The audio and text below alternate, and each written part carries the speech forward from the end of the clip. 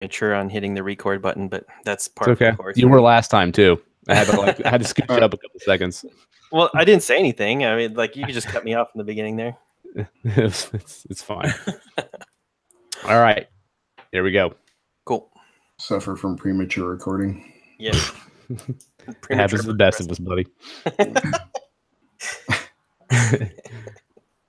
Hey everyone, and welcome to That Pixel Live. Oh, god damn it! Stop it! Hey. All right, there we go. That was like the best intro. Yeah.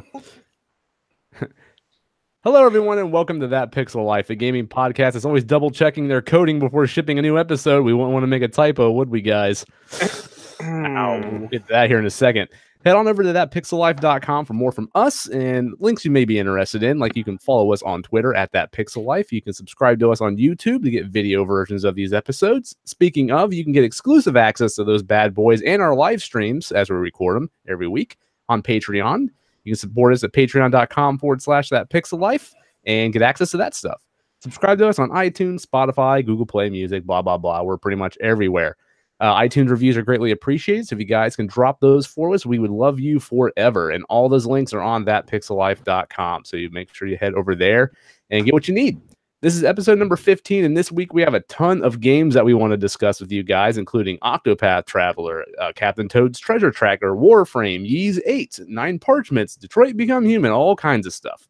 Our industry segment is going to include a little short film by Nathan Fillion and a rather funny story coming from the infamously crappy Alien Colonial Marines game.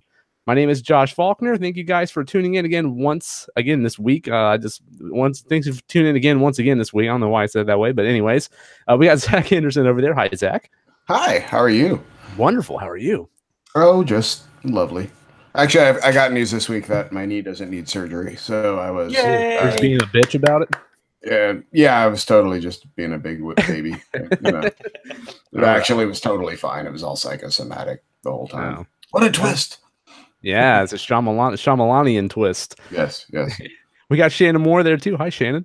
Hey, what's going on? Did you break anything this week or anything like that? No, I didn't break anything, but are you a hypochondriac?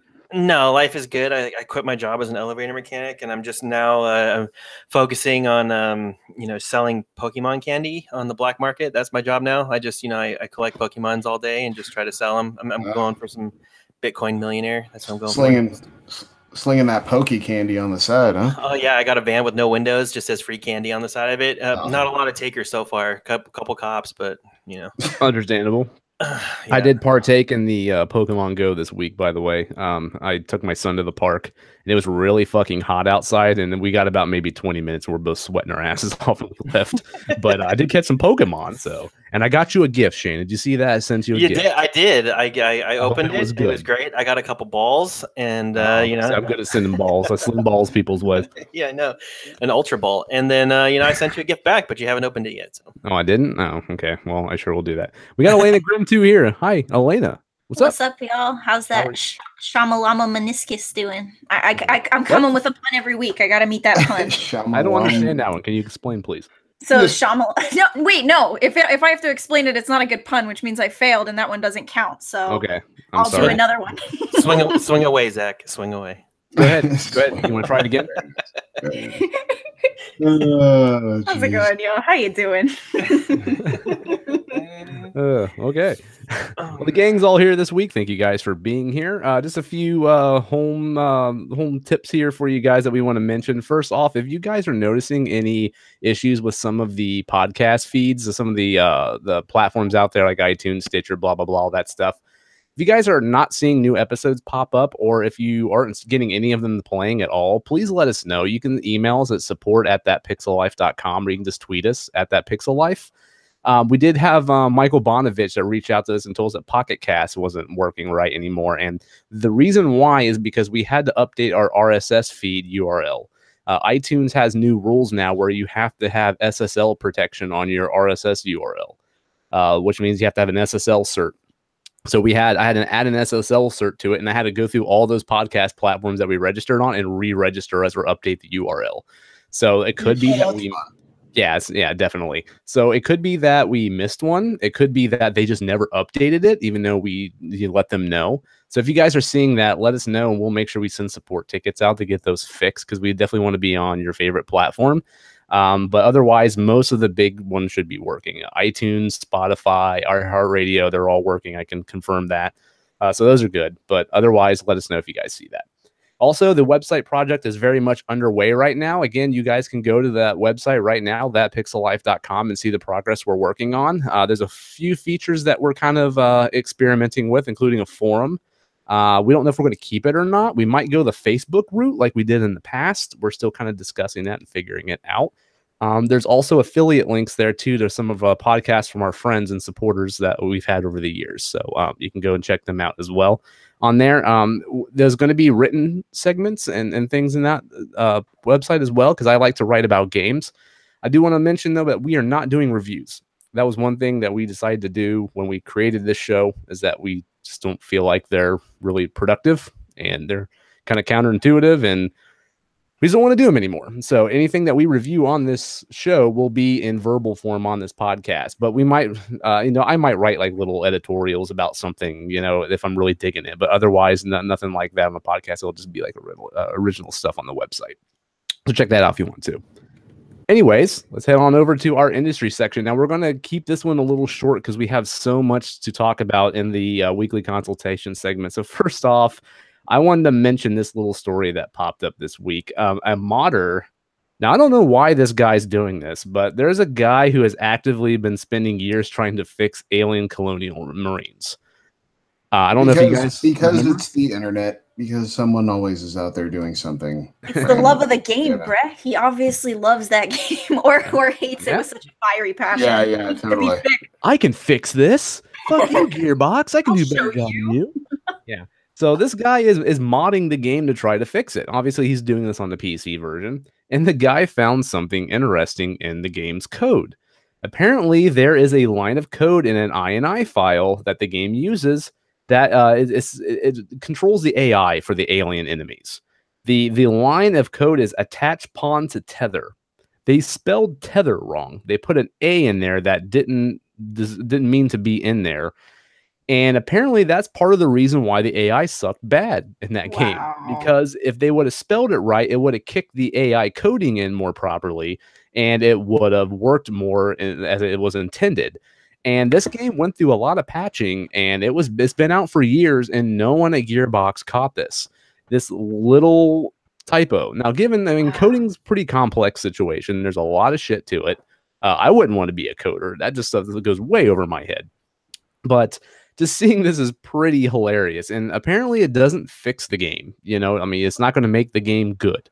But it does clear up some of the AI issues. Like, they just don't kind of stand there and twitch around anymore. Like, they'll actively come after you now after you fix this typo in the INI file. I thought this was interesting. What do you guys make of this? Does this surprise you that this happened, or is this just something that is easy to miss, do you think? I think it's the funniest thing I've heard all week. I think it's pretty simple to miss too. Like, you're looking that over and you see tether and you look past it because you're like, oh, tether, okay. You just assume it's spelled correctly, Mm-hmm. But looking at it now, that's funny. Like, even looking at it, I could probably breeze past that and just think it was spelled right. Because if you're looking at it in the midst of all that just ocean of code, you're just like, oh yeah, next thing, let's go. But it seems like typos would be a pretty common like debugging process. It seems like if you're like a really talented coder, like that would be something. I'm just going by assumptions here. I'm not a coder. I mean, this could be like one of the hardest things to debug. I have no idea. But to me, that seems like that would be like coding 101 to me. There ain't no spell check. Yeah, I was gonna say, don't assume people know how to spell, man. Like, and especially if you're dealing with people whose English is a second language, or American English is their second language. We eliminate a lot of vowels from our English words, unlike our European counterparts. It's true. And so, like, I would imagine this thing is incredibly common, and there's probably teams of people who just look for misspellings. Mm-hmm. That would be my put guess. the resources into it. That is hire me. Yeah, I'll find your typos. I swear it. Yeah, so I thought this was rather funny. But did you guys even play this game at all? Anyone play this game? I remember Shannon being horrifically crushed by how bad that game was. Aw. Yeah. Tell us your experience. Oh, you sound so sad. Yeah, He it was was sad, it was like, it was let's be- heartbreaking. Like to hear that Gearbox was developing a game based on probably my favorite alien like movie, like Aliens, the Colonial Marines. Like I was so on board and so hyped, and I think it was probably right after, I want to say like Borderlands 2, like probably a couple years after Borderlands 2. I think And it was the next thing they released after Borderlands 2, actually. I think it came out before and the I was pre-sequel, yeah. and I was so like I was so ready for another shooter from them, and to play this game, like seriously, you would go into the hangar and the alien would run up the wall and just bash its head into the wall repetitively until it bugged out and like ran through like its head was sticking through the wall, like, and it wouldn't come down, it wouldn't attack you. You would, I mean, you could pick up all the ammo you wanted, you could like check out the surroundings. I mean, it didn't. Some of the aliens didn't even, recognize that you were there, and it was such a game-breaking bug that it ruined the whole experience. I think I put the game down after the first level.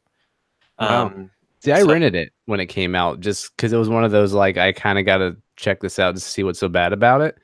And I don't remember having that bad of an experience with it. I didn't like the game. I just remember it being painfully dull, but I didn't have like these game-breaking bugs that people talk about. Like it was just like meh to me.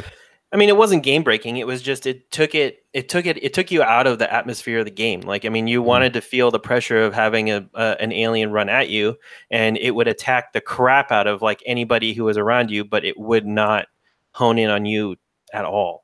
Yeah, that was just my experience. There is a video out there on YouTube where they do the comparisons between playing the game without fixing that typo and playing the game with it. And they had like one section in the beginning of the game where you're like controlling a turret, and like the aliens just kind of slowly walk like zombies, and they're stupid easy to mow down. And then after they fixed the typo, they were actually leaping at you. But like the game, like was still it made like a difference by like probably 10%. It was like 10% more fun after this, but it still didn't fix the game. It just fixed a small portion of it. But it definitely made a difference from the videos I saw. But yeah, I mean that I don't think this is going to make anyone run out and play the game now on PC. I don't think anyone's going to be that dumb. But I just thought it was a funny story, and just a cautionary tale. Hey, check your spelling there, guys, when you're coding games. Well, it's an old enough game. You probably already own it on Steam if you have a Steam account. It just kind of showed up. Yeah, yeah. It's like U2 albums on iTunes. They just show up there. I didn't ask for this. Yeah. I mean, if I owned it, I would definitely play it just to see what the difference is. But it's funny you mention that because I remember when that happened, when the U2 album came out, and it just went to everyone's library, and people were actively pissed. They're like, "Why are you giving me this U2 album?" Like, I didn't care. I was just like, "Okay," and I like listened to a couple tracks. I'm like, "Yeah, this still sucks," and then I deleted it off my phone. So wait, you could delete it off your phone? Yeah, you could remove it. No. Initially, that was not the case. Okay, because I remember that is why people were so mad. Okay. That's why people were so mad. Did it stay in there because it was like in the cloud or whatever? The phone actively would not allow you to delete it. Oh, see, I don't remember that happening to me. Yeah. Well, no, they patched it real fast when it became. It was like, wait, like, why are you giving me this and then I can't get rid of it on my phone? I have to have this on my phone. Yeah, no. I used to love YouTube back in the day as well, man. How the mighty have fallen. It sucks. What's the name of that song? Bloody Sunday? So good. That song's a bomb. Yeah. They haven't fallen. They've just gotten old. It's happened to all of us. None of us are as cool as we were in our 20s, with the exception of Elena.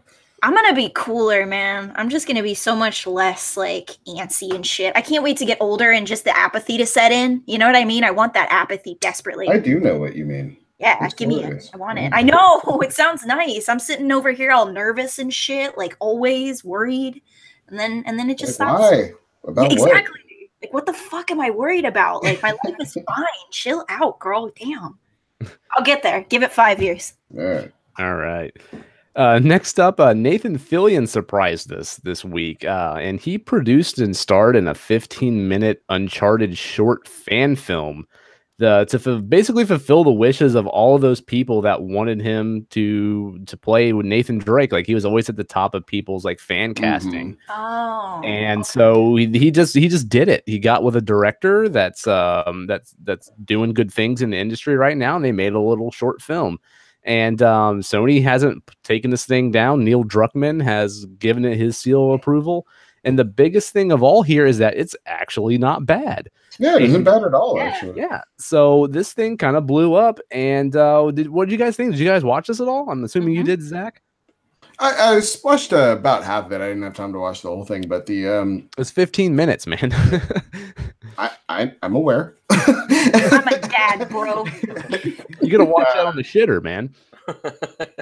Don't spend that much time there, man. I don't want to see someone there 30 minutes on my phone. I don't care. You're looking for an excuse. You just stay there. Like, Right. I'll just be there for a little bit. You're a dad, man. That's like the one place you get to. Yeah, that's your excuse. The longer I spend in there, the more my shit gets broken, man. Like, come on. What am I doing? Oh man.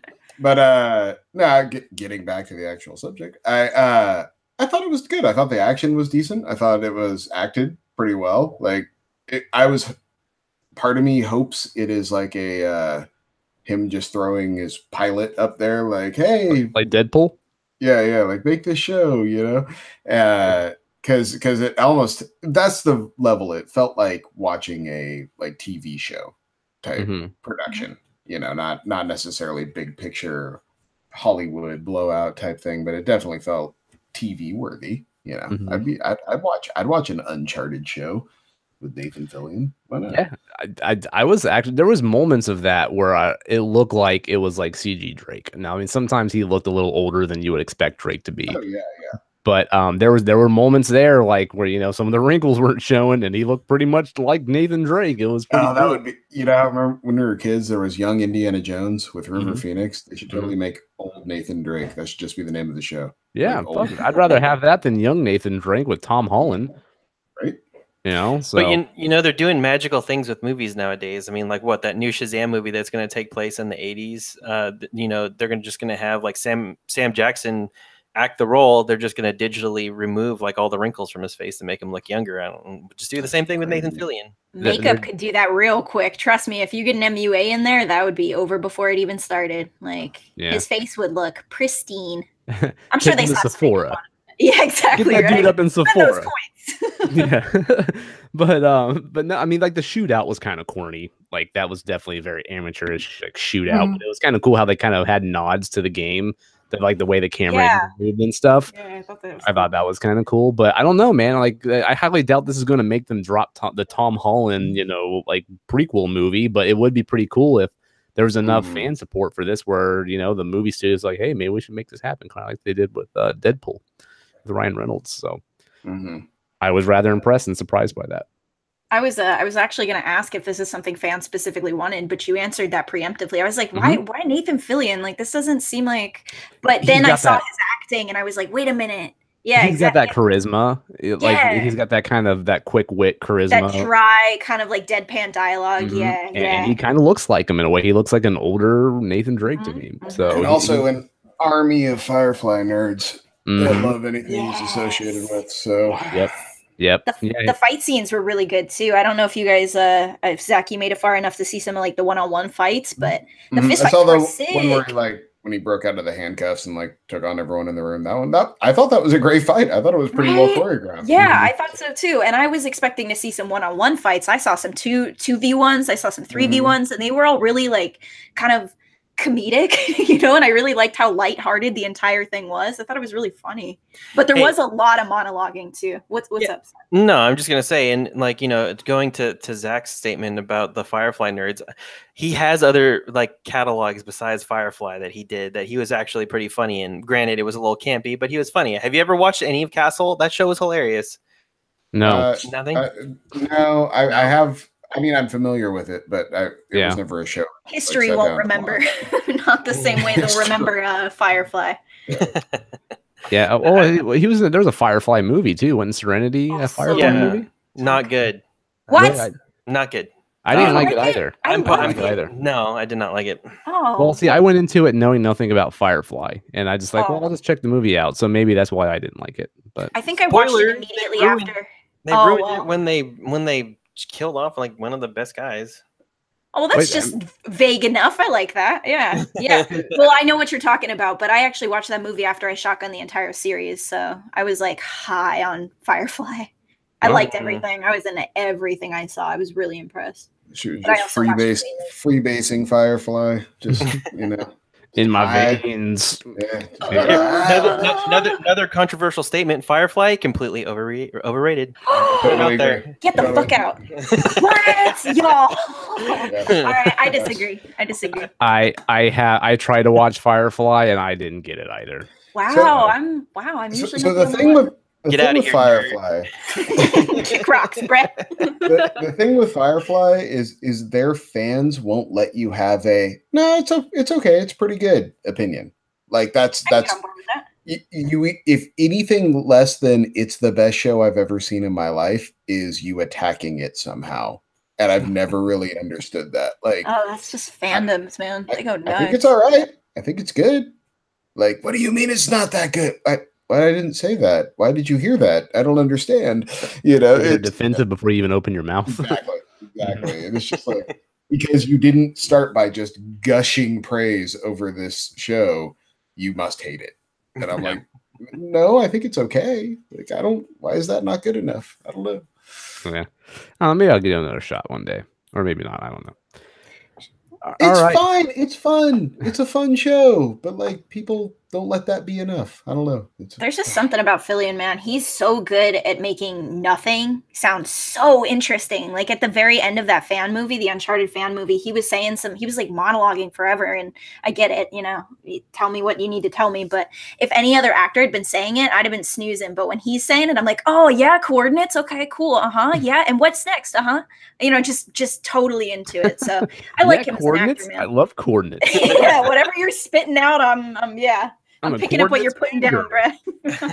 He's cool. He seems like a good person. I do like Nathan Fillion. He reminds me of Bruce Campbell. He has that kind of like that cheesiness to him. Yeah, but He's like camp. people love him. I like it, though. Just enough camp there. Yeah. Yep, totally. All right, guys, let's move on to our weekly consultation now. Elena, I'm going to let you take the floor here first. I know you got a lot of stuff to talk about, so go to it, sister. I had so much to talk about that I actually minimized it. I've been talking to you guys about my knees, right? Like not Zach's knees, but my knees. We got Ni no Kuni, we got Nier Automata, we got Neo, and now somehow coincidentally we've got 9 Parchments, which is a game that I purchased just randomly over the weekend because one of my friends told me we could play together, and we haven't fucking played together yet. Where you at, man? But it's one of those top-down dungeon crawlers.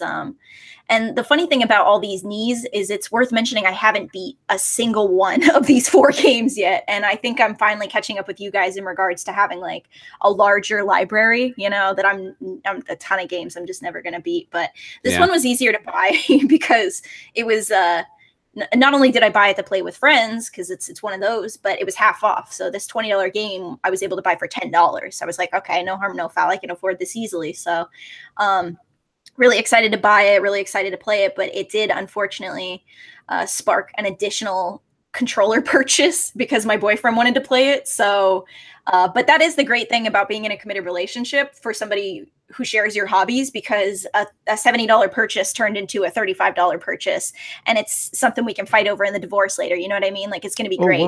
Whoa. So was this a pro controller? It was one of the no, I don't think so. It was one of the ones you hold in your hand. The Joy-Cons? Yeah. Super ridiculously expensive, man. Like I can't believe we spent that money. Like I tried to even hunt a little bit, but controllers are that expensive nowadays? Yeah, man. Yeah.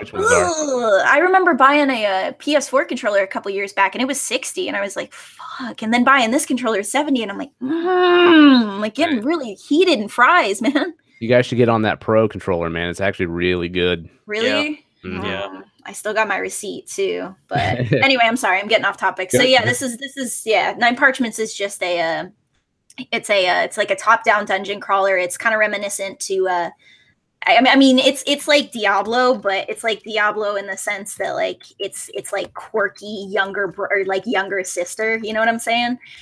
In the sense that it's like, I don't know, it's not as beefy or as replayable, and it's obviously not as gory, and it's definitely like having like it's Diablo's younger cousin who's into like being quirky and whimsical and cute and stuff like that, you know? And it's not Diablo's raver cousin. Yeah, got like glow sticks, and he's got a backpack full of like random assorted gear. And, I really like glitter and the color purple and spinning in circles. That's one of my favorite things to do in that game. Wait, right? You too? We should hang out. It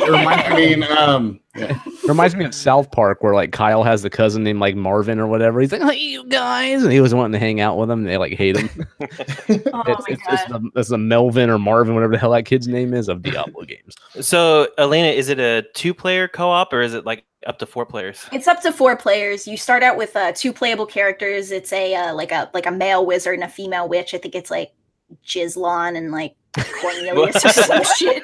Her name is spelled. It's like it's spelled Gislan. How do you pronounce that? Jizlon. It's like Aslan. It's like Aslan, like Jizlon. Okay. I'm buying it. I'd probably pronounce that Jilan, but I like Jizlan. I don't know how to pronounce any name other than ridiculously. Like, it's just gonna sound awful. So I'm used to people butchering my name, so I do. And where did you get it for that price? The eShop. Oh, is it still on sale? I don't know if it's still on sale, but if it is, please buy it so I can have somebody to play with. Like I feel like the sad emo kid in the corner right now, because you can hop online, man, but it's one of those games where everybody's just way better than you, and I ended up getting kicked for being so that kind of sparked the whole like second controller purchase. And it's this game is fun to play solo, but only if you want it to be fun. You know what I'm saying? This is a game where you could easily play it for 20 minutes solo and be like, you know what, I'm done with this. Like, there's a lot of things to love, but there's also a lot of things to hate. It's got a very simple plot. It's basically just a bunch of wizard students like playing hooky to go have fun and get, parchments to become stronger. They're like, nah, I don't want to learn this in school. I want to learn this in the real world peace. So they dip out and they're looking for parchments, and that's all fine and dandy. And it's a really pretty game. And this is a game that I actually started playing portable. And then I put it on the big screen. I put it in the dock. And it's so much more beautiful than I originally gave it credit for, especially when it comes to the environments. There's a lot of graphical focus on the environments. And you can tell they really put a lot of heart into making it look gorgeous. It looks really, really good, you guys.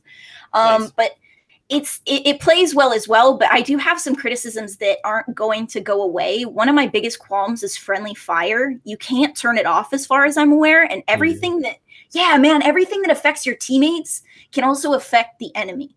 Like, for example, there's a healing beam that you can use. And let's say, for example, I'm meleeing and somebody's healing me and I'm doing close range melee.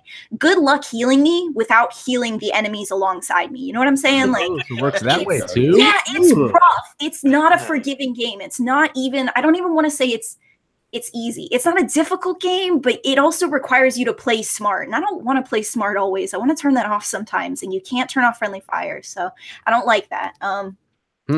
Yeah.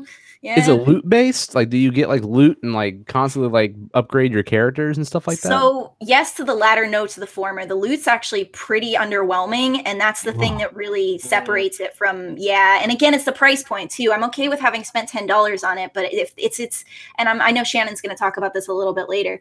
But if it's just worth the money, it's one thing. If it was because it's cheap, it's easier for me to swallow that. You know what I mean? Like, it's not the biggest deal, but there's some things that I'm not a huge fan of. One of the big game mechanics is blinking, just basically pressing a button and teleporting from one side of the map to the other. You know what I mean? And you can blink more or less twice, and that's about it. And I feel like they were almost advertising this as something to speed up gameplay, but if anything, it slows down combat, because the cooldown is so slow that by the time I'm done, I obviously don't need to use the cooldowns anymore. You know what I mean? It's like dodging in Dark Souls. It's like if you could only dodge twice per battle, you'd be pissed off. And that's what I am. I'm just kind of pissed off. And the loot's almost non-existent. It's let's see. You can get aesthetic hats that do nothing. you can get quills that are like, oh, find 5 quills in the level, and that's fine. And then you can get staffs, which are the only thing out of those 3 things that do anything for you in regards to combat, which is, that's not a lot, you know? And I think there's only, gosh, I'd say like 30 you can get. And I've only played a couple of hours, and I feel like I've already got, I'd say, a fifth, you know? So how much longer do I have to play before I don't have any more game to play, you know? I think this is one of these games you have to play with friends. I think this is going to be one of these games that I'll beat pretty quickly. I'll try to play online. And if it misses the mark for me, I'll probably only play it when I have friends visiting, or when my friends that told me to buy the game to play with them will actually fucking play with me. I'm so salty, man. I'm salty. It's a really fun game. It is, and I enjoy playing it, but I do have some qualms with it. Like I kind of have mixed feelings. It just feels like one of those games where if there's not loot present, then it kind of kills the whole appeal. Yeah. It's like, could you imagine playing Diablo without having all the loot and stuff in it? You're just fucking clicking your mouse a million times, you know? And like, it gets tedious, but the game gets grindy as well. And that's part of the reason why I'm not so gung-ho to put this game down just yet, is because I have had to back travel a little bit. I've had to revisit previous levels to find hidden quills or wizard hats or whatever, you know, because I want to, and that's a good start. If I want to, that's a win for me. But it's not as tedious as I was expecting it to be, because when you level up your character's progress is the same throughout all the save files. So let's say, for example, you level up, you know, Cornelius to level 16 in one save, you can start over and have all those level 16 spells and just kind of have fun with it, you know? That's cool. And it's not as boring as I thought it was going to be. So I think once I start playing online and I become a little better at the game, because it is demanding and you can't be stupid when you play it, which I'm having trouble with, obviously, spinning in a circle, trying to do barrel rolls. But once I get the hang of it, I think I'm going to enjoy it a lot more. And it's a game that I want to play multiplayer, like, really bad. So is it worth the $10, you think? Hell yeah, it's worth $10. 20, I don't know yet. I'll get back to you, but it's totally worth the $10 I spent on it, in my opinion. Just based on the fun I've had with it so far. I do have my criticisms, and I understand, like, the loot's pretty underwhelming, and I don't expect a lot of replayability. But when I'm playing it, time goes by pretty quickly. And for me personally, that's a pretty good indicator of whether or not I'm having fun. Like, if I look, we've talked about this a couple of times on the podcast, where time just flies away. And it does with that game. So I think I'm pretty sold for now. So do you think that the 68% is sitting at Metacritic right now as a justifiable score for it? Yeah, especially at $20. Like, that's not bad, really. I mean, 68 is not. I mean, that's above average. Well, I mean, if you look at it in the American school system, that's an F. That's like a failing grade, and that's how people take game reviews. So yeah, I see that as a C, like a C minus, and I think it, for what it is, it deserves that. I want it to be beefier. I just want more out of it, but I'm not going to ask or demand or be upset that there's not more when I paid so little for it. Yeah. It also sounds like they might have ran out of money, because it's like there's why have a loot system in there at all if you're not going to flesh it out, just to make it like, it's these 3 things. I don't know. Move on. It's just, we don't have time. It isn't. Yeah, it isn't. And it also just sounds like it has pacing issues, but not necessarily bad. Just that Yeah, and the plot's more or less non-existent based on what I've seen so far, but that's not why I got into the game. I mean, like, it is from an indie dev company. I think it's Frozen Byte or something like that. They're based out of Finland, but it's not a AAA title, so I don't have the same type of expectations I would with, like, a Diablo type game that I paid $60 for, Sure. That's fun. It's cool. I like it. Cool. Awesome. All right, so there's a game that I picked up this week I want to talk about a bit here. But first off, I want to, we talked about Warframe like a week ago, right? Mm-hmm. And because it was in the news, because it's coming to the Switch. And so I pulled the game up on my PC and played a bit of it over the weekend. And man, that game has changed a lot since I first played it. I started a new game on PC, and I didn't make sure I did not sign into it on a PS4. Even though the game doesn't have crossplay, so it doesn't matter. But still, if it ever did, that would probably be a deal killer if I wanted to play it on the Switch with the same account. Yeah, guys, if you haven't played Warframe, you probably should. It is very similar to Destiny, as in, like, it has sort of this world map and all these different quests that you can do. And if you're hopping in online, like, it'll automatically add online players with you. So if you don't have friends to play co-op, you can actually just grab online players that are trying to play the game as well, and they'll just populate them into your game. You can play with them. Every mission that I've played so far didn't feel like it was designed in a way to where having random people play with you is going to hurt you. Obviously, the banter between friends and everything is going to make the experience better, but the way it was designed, like I could jump in with 3 random people and still have a good time, and we didn't really need to communicate. So the levels are very large and open-ended. There's a lot of different paths you can take to like complete your objectives, which is really nice. It's got great shooting mechanics. There's a lot of microtransactions in there, but most of it looks like it's cosmetic. I got a free skin through Amazon Prime's Twitch Prime thing, so I didn't have to like rock the generic thing and spend money. I got something a little different looking. But I picked one of the like warrior classes, and I have like a bow and arrow and a sword, and like using the bow and arrow is super satisfying. The controls are great. I'm playing it with an Xbox One controller on PC because there's so many buttons to press. It's just easier with a controller. And yeah, I'm enjoying it. It does feel a lot like Destiny, but just a bit more fleshed out. And apparently they're working on getting an open world in there and everything. So this game's free, and if you guys haven't played it, they've done a lot to the game, and it's pretty fun. And I haven't hit any moment in the game where I felt like I had to spend money. So check that out if you have not had a chance. So I picked up VIII, something of Dana. I don't even know how to pronounce the damn name. Something of Dana or something. I don't know. I could barely pronounce the goddamn name of the game itself. It's Yeezus. Yeah, Yeezus. Kanye West has he lent his brand to this game now. I mean, this series is There's been 8 of them. You know how to say ease. Come on. Ease. Yeah, I always called it Wise, like back in the day. I totally called it Wise. Also, yeah, that's pretty fun. But this series has been around since the late '80s, I believe, and it's like a JRPG, but it was always more like action RPG based. I remember the older ones, a few of them that I played, like you just kind of run into the enemy, sort of like Gauntlet, and it just automatically attacks them. The newer ones aren't really like that, though. They're more action RPG, and this game is actually very unique. Now, I've been wanting like a cool JRPG to play. I have Ni no Kuni, but I wanted something that was like portable that I could take with me on the Switch. And what was it? Damn it, Octopath Traveler. That game just released, and I don't think that's really going to be right up my alley. And Shannon's going to talk about that here shortly. But I wanted something that seemed like it was a little more suited for me. And I looked into Ys 8, and it seemed like it was a pretty awesome game. It's getting really good reviews and everything.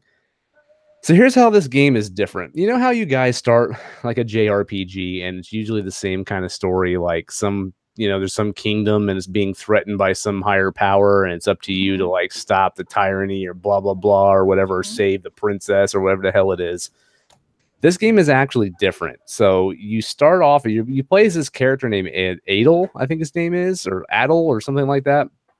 And you're on this ship, and you're like an adventurer, okay? And you're riding on this ship, and it's full of all kinds of different passengers, and you're just kind of like a sailor. You're working on the ship for like extra money or whatever, to like fund your adventures around the world or whatever.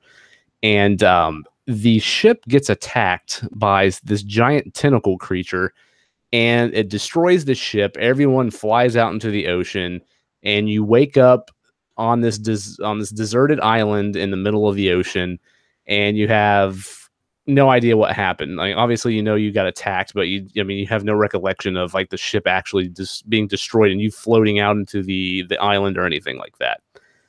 So you start to explore, and you start to come across some of the people that were on board that ship that are now castaways on this island. And the cool thing is that that's the whole point of the game now, is that you're this group of people who had this ship that was attacked, and you're all stuck on this island together, and you have to explore the island to try to find the rest of the people who survived the crash. And you build this little like village out in the middle of this island, and you use all these people and you recruit them to help build up your base and try to survive and escape this island. Wait, are you telling me this turns into an RTS? No, it's not an RTS. No. Wait, I get to build a base. I get to take survivors. If there is, I have not got to that yet. But the more people you recruit, they'll start adding things to the little village, and it starts to grow more or less. Mm-hmm.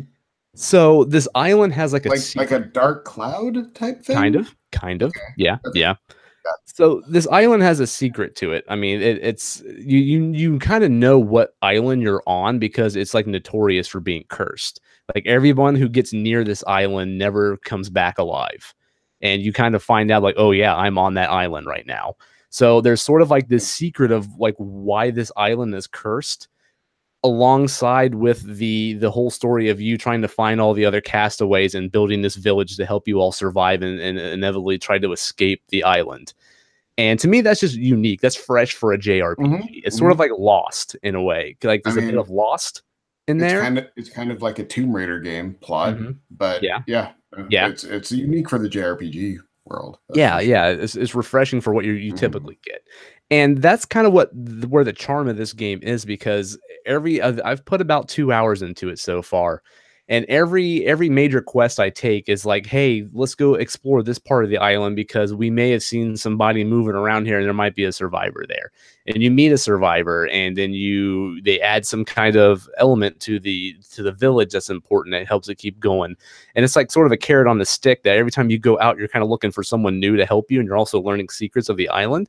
It's kind of cool. Like it brings the whole thing together, and it rides it along to where like every time I'm going on a quest, like I want to know what's going to happen, and that whole just trying to find everyone and see who survived and who didn't and everything adds an element to it that keeps me wanting to play it, which is really cool too. And the awesome thing is in the beginning of the game when you're on the ship before it crashes, like all the inhabitants on the island that are alive, they're all on that ship, and you can meet them and interact with them prior to this event happening. So you learn a little bit about these people before you get on the island with them.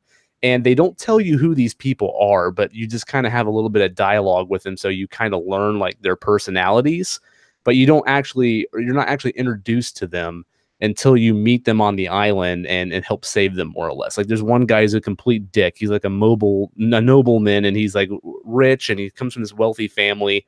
He treats everyone like they're like his butler, more or less.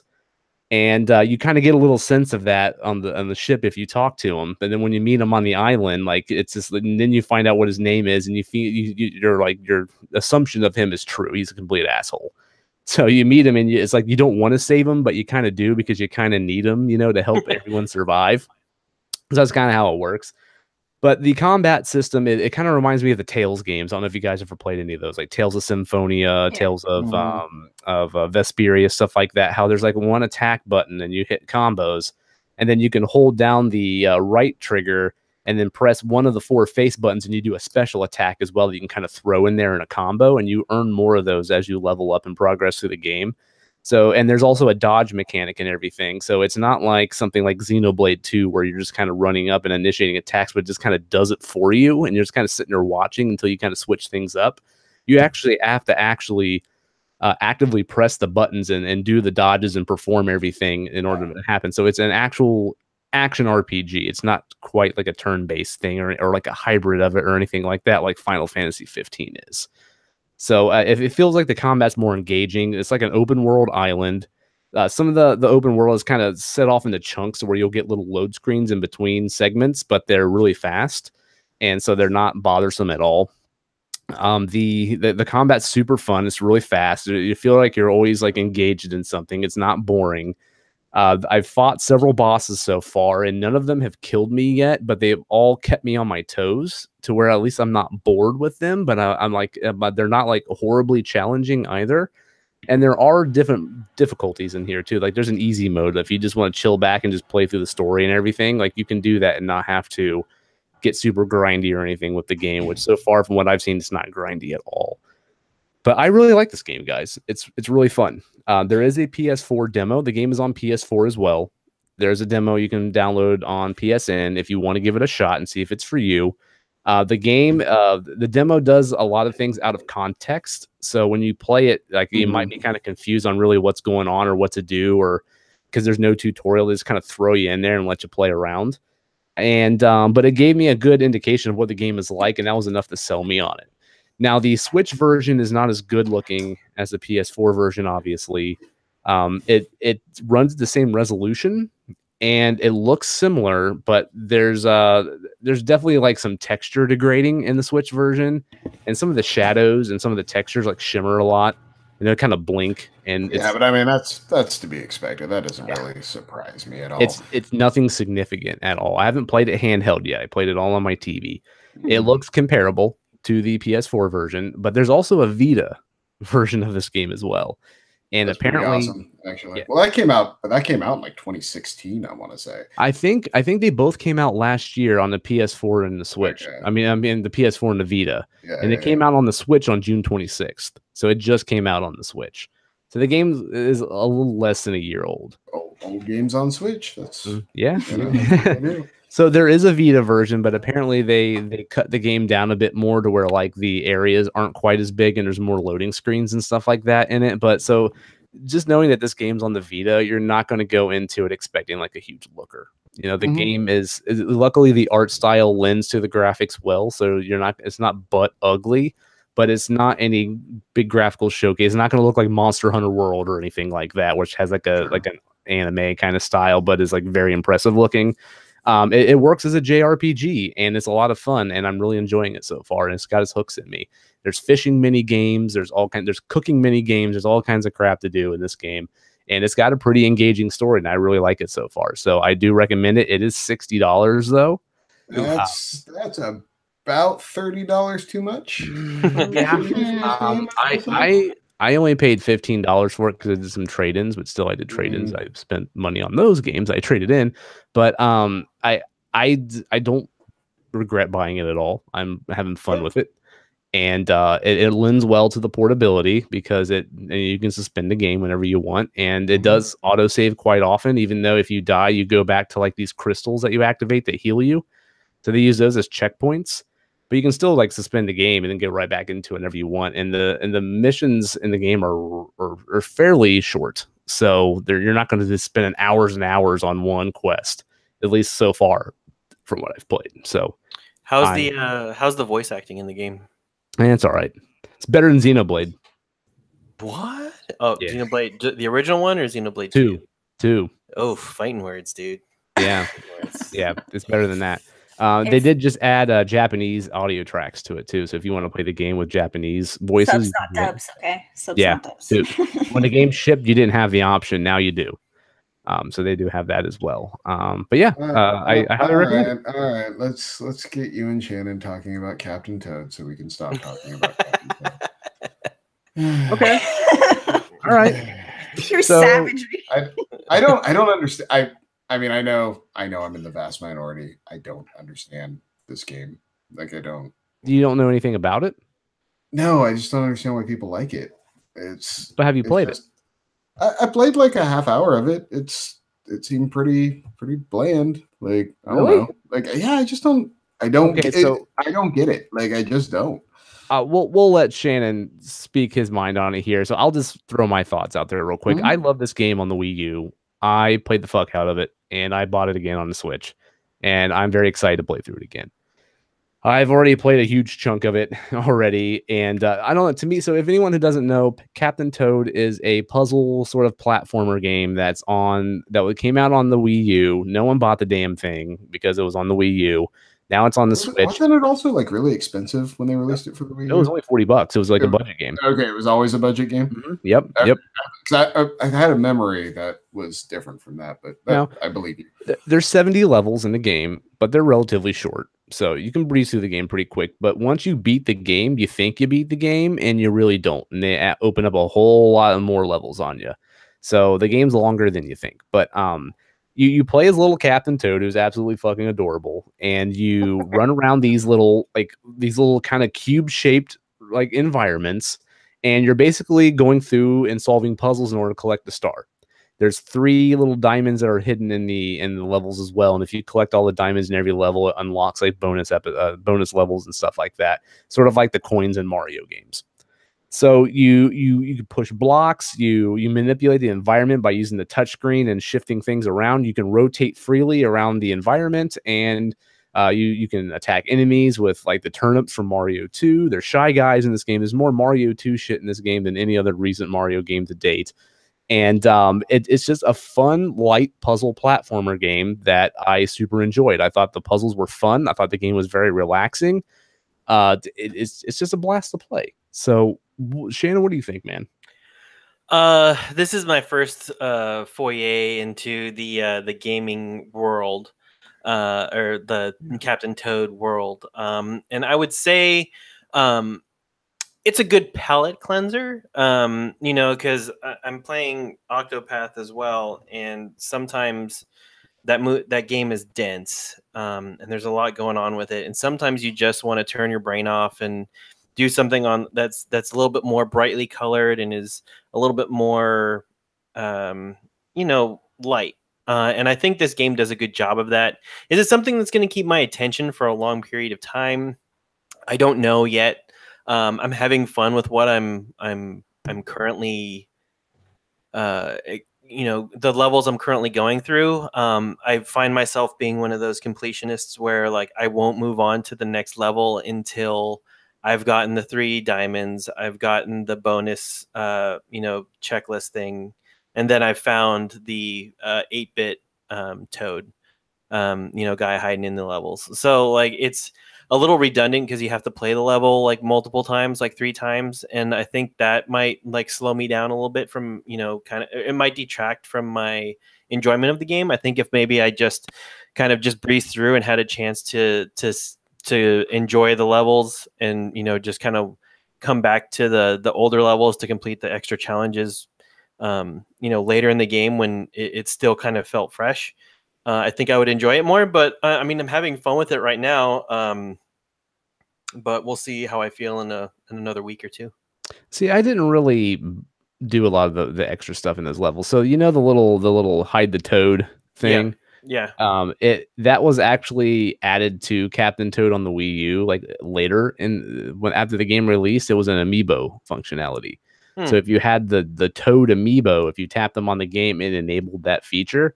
Where you could go back and you could find the little 8-bit toads that are hidden in the level. They do nothing. Like if you find them and you collect them all, it's just brownie. It gives you a stamp on the page. Oh yeah, it does that. But I mean, like, you don't unlock any special levels or anything like that. Like you get nothing for it. So I mean, there's really no incentive to really find it unless you enjoy doing it. I don't.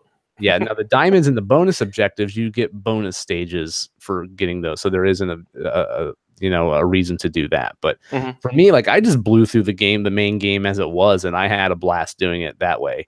And I didn't really go back and mess with any of that other stuff. But playing it again on the Switch, there's really not a much difference from the Wii U version. They added some Mario Odyssey levels to it. And then there's it runs at like 1080p. That's really the only difference. But I love this game to death. And it's a bummer you guys don't like it as much as I do, but hopefully someone out there that's listening might dig it, and I do highly recommend it. There is a demo. Try before you buy. Would be my advice. I enjoyed the demo. That's why I bought the game. The camera movement just drove me insane. Oh, really? That game, yeah. Like, I don't know. There's something jerky about it that it actually like is hard for me to watch. But I don't know. Like it just. I guess I just didn't think it was all that clever. It's pretty. It's a pretty little Toad game, but I don't know. It just other than that, other than the visual aesthetic, it was kind of like I don't like the camera. This doesn't seem it just wasn't for me. I guess. I figured you would like this game because you're typically into puzzle stuff like this. That's true, but I don't know. There's just something about there was. It's literally how the movement of this game bothered me, like just the base like camera and everything about it. So I probably couldn't give it a fair shake because I just couldn't get around that. But yeah, it's. I mean, talking about my game coming up, it's a problem I'm running too often. It seems lately. I'll put it that way. And now, if you don't own a Switch, they released a 3DS version of this as well, and apparently it's really good too. I have not played the 3DS version. I don't really see any reason for me to. I really don't want to take my 3DS out. I would much rather play the Switch. You still have your 3DS? Yeah, I still own it. I'll always keep it just because of the Zelda games. But but why? You can play them on like 20 other things. Not Link Between Worlds. Not yet. Not yet. No, Link Between Worlds is like legitimately one of the cool Zelda games out there, man. That game was great. It's so good. Believe me, they will continue to sell you all the Zelda games. I'm shocked they haven't offered the CDI ones yet. You know? No. We don't talk about this. How many years old is the Link Between Worlds? I don't know. I have to look. 7, 6, 7. Okay, give it 3 more years. I think once it hits a 10-year mark, you'll probably get it on the Switch. All right. No. Elena's right. It's 4 years because I played it in this house. So yeah. I need this. Thank you. It's hard to tell. Are you doing a victory dance over there, Elena? Yeah, I am.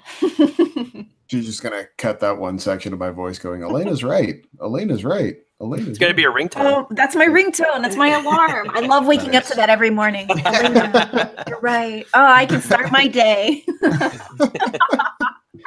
All right, Shannon, I am excited to hear about Octopath Traveler. Yes, I know me too, you're the only one. You're the only one out of us that had the balls to buy the game. So tell me, should I buy it? Oh man, I am so excited to talk about this game. Like do it. I am. This game is freaking fantastic. Really excellent. Yeah. Excellent. Okay. At putting me to sleep. Oh my god, dude. Yeah, I bought in too. I was all ready for it. I'm like, yeah, all right. Wow. But yeah, let me tell you, I like the battle sequences. I like the fighting of the way that the old school fighting mechanics, of the pixel men. Yeah, like I like it. It reminds me of like the old Final Fantasy games. Like it brings back the nostalgia feeling. The game, however, is just gloomy. Like it's very monotone. The colors don't really change that much. There are a couple different areas where you go to that the colors liven up a little bit, but for the most part, the game is pretty dully colored. The other problem I have with this game is we're in a modern age where you can hire voice actors to read the majority of the crap that you are, adding to the story to make this game more robust. Don't give me like the first line of like the major plot point and then have me read the rest of that shit. I hate I read to go to as well. Yeah, It'll give you there'll be like one line of dialogue and the rest of it you have to read. We're too old for that. That's so annoying. Why even have it? That's the point. Like, just make it all text that I need to read. Why even have the one guy being like, well, the thing about that is, and then read. And the game itself is so long-winded. I mean, I understand they're trying. I mean, there's like 9 or 10 characters, and I understand that they want you to go around and they want you to get all the story pieces of why all these people are going on this adventure, like why you have this ragtag group of people.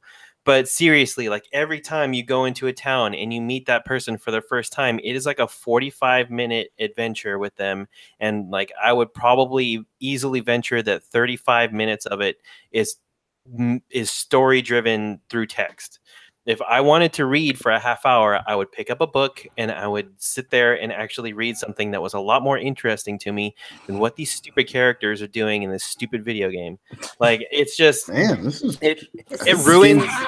This game's wearing off on you, dude. It's you're all gloomy now. Like, it's a bummer because I've been looking forward to this game for a while, and I like I said, I like the battle mechanics. I don't mind the grindiness of it, although I can see where people can be upset about it. I can see where in the reviews people were complaining that it takes forever to progress the story because your first chapter, when you go around to all those individual first towns and pick up all those people, you can easily do it at level 1, at level 5, at level 9.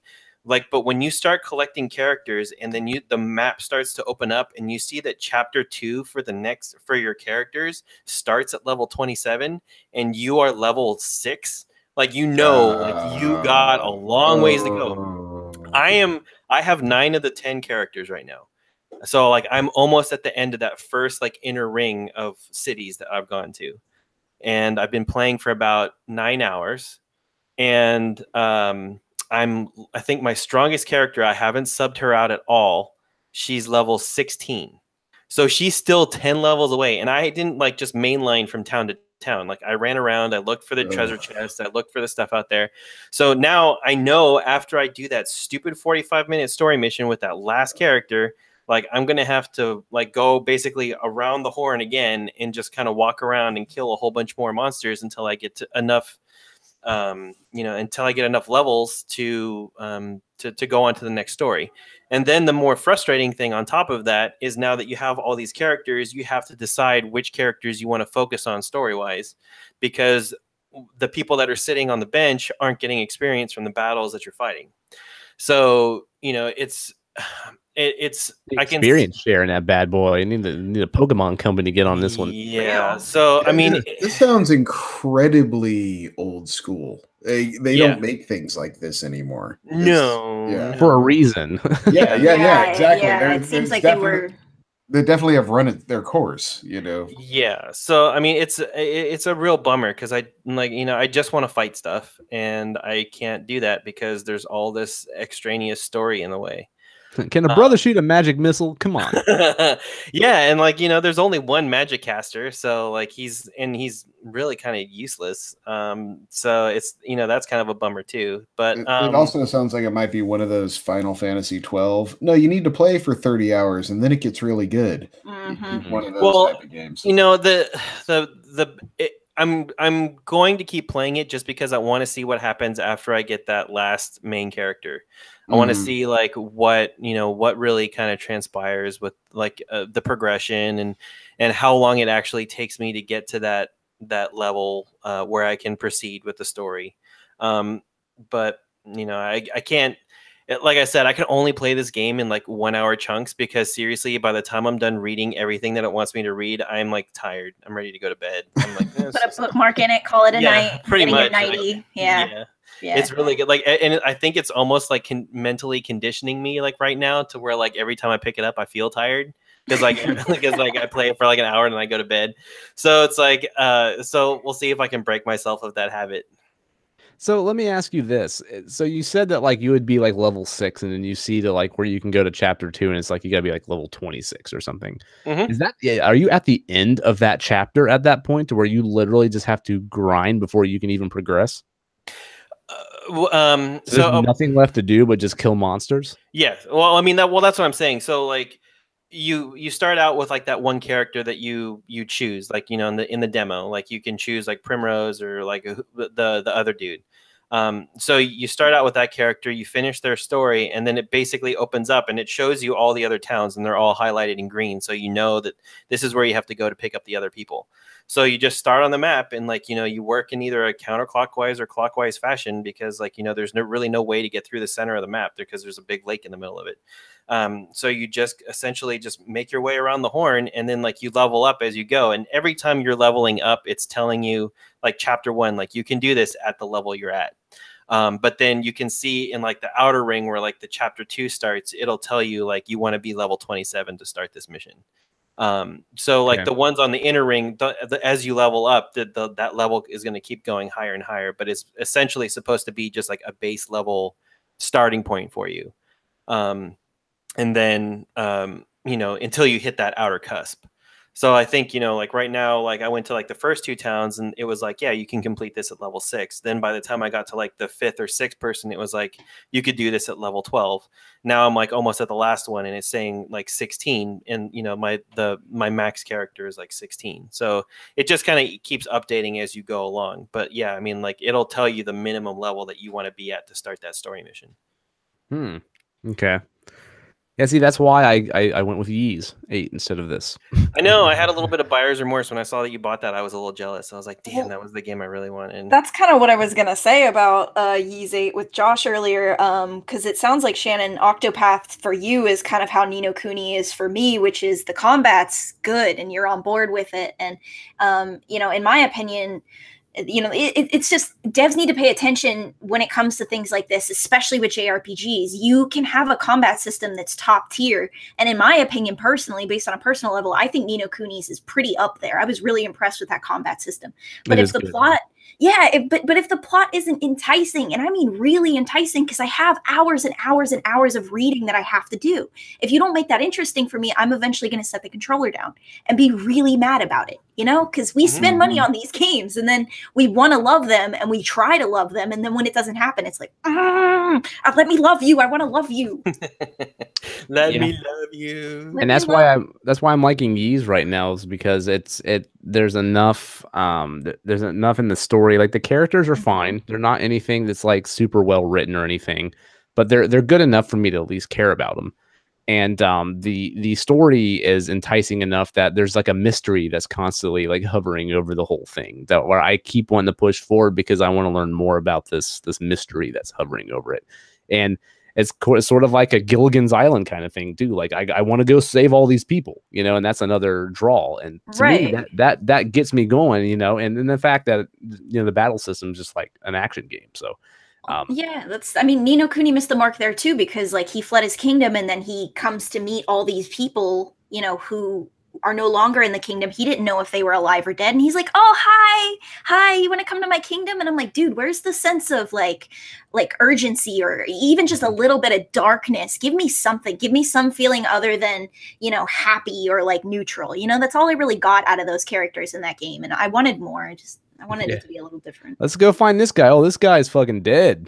Like, anyway, that's what you get in Ys. It's like, oh, well, yeah, he's dead. Never mind. Yeah.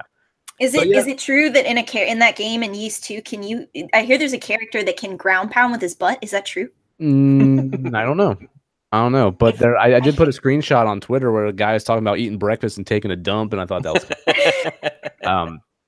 But yeah, no, I don't know about that. I mean, there might be. I haven't unlocked all the characters yet. Like I'm very. Let me know. I've heard some stories. And this could be a game. You know, Ys could be a game that I just, you know, lose interest in after 4 or 5 hours too. You know, I don't know, but I like what I've played of it so far. But yeah, I mean, that's a bummer about Octopath, because I was really hoping that would be like the true successor to like Final Fantasy VI or something like that, you know. High hopes.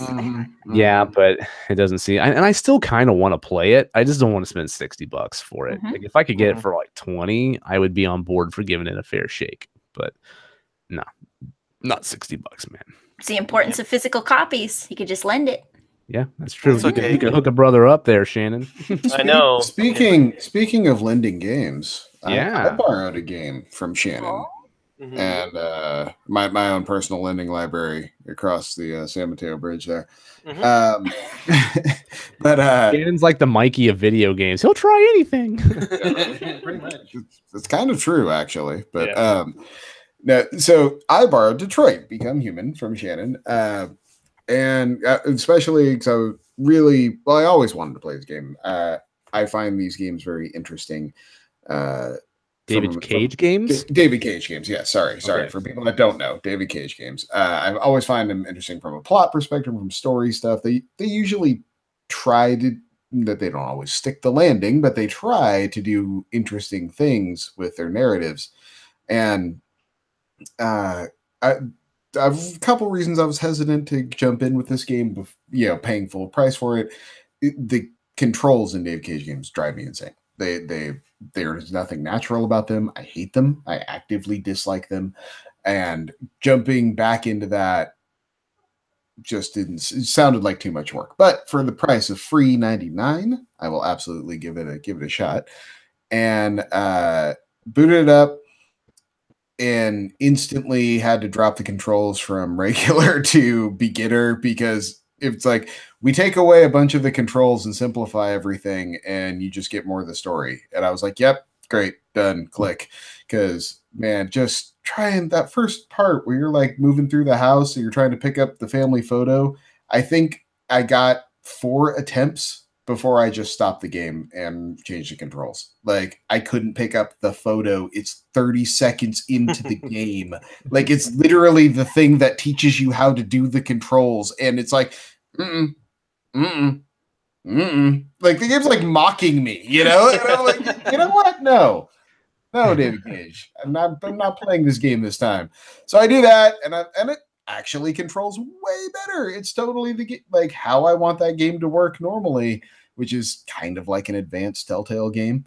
And And then, so I'm all happy with myself, and I text Shannon and Josh the next day. I'm like, oh, so I fixed the controls like that. They're like, yeah, you miss like half the game if you do that, though. If you play at that difficulty, like you miss a whole bunch of stuff. And I'm like, yeah, they disable the feature of you being able to kill off some of the main characters. Yeah, like so your choices won't get them killed. You know what? So I'm not going to have to worry about getting people killed then, because I'm not changing the controls back. I can't. I refuse. I'm actually excited because you'll play it the way that I guess that they want you to play it. Because my ending was actually a massive bummer because I worked so hard in that game to get it to result in the way I wanted to, and I fucked up in the last chapter because of the controls, because they just spam button presses at you at the end. They're like boom, boom, boom, boom, boom, boom. I'm like, what? I'm trying to hit them all, and I missed a bunch of them, and I fucked it up, and the game, like the characters went the route that I didn't want them to go because of that. Yep. Now I love this game to death, and it's my game of the year still, even because of that. But you're probably going to get a much better ending, because mine was grim as shit because I fucked up some quick time events. Yeah, no, I freely admit I'm not anywhere near. I'm probably a little less than halfway through the game, and maybe the second half a lot can happen. I don't understand why this is your game of the year. It's you don't like the story? Well, I like Connor's. I like Connor's story. I think Connor is easily the most entertaining character to play at this point. But his is also a way more video game plot. Like, his struggle is the humans he's working with and does an amazing job for. Just don't believe him. Like, don't like, so that's the struggle that you're coming from. Versus the other two, but I think his story translates the best to a video game.